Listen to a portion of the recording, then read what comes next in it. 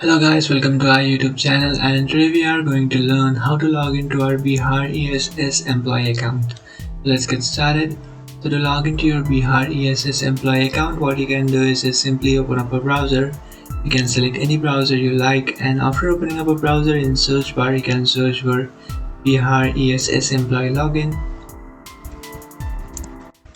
After searching for Bihar ESS Employee Login, you can just tap on this first option.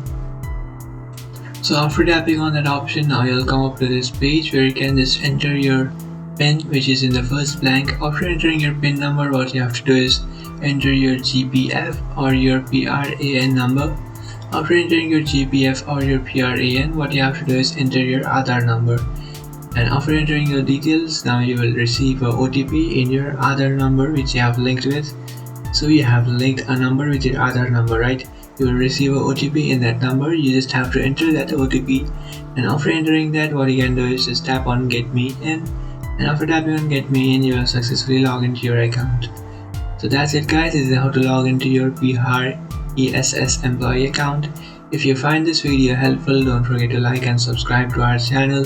If you have any doubts, feel free to comment below. Thanks for watching.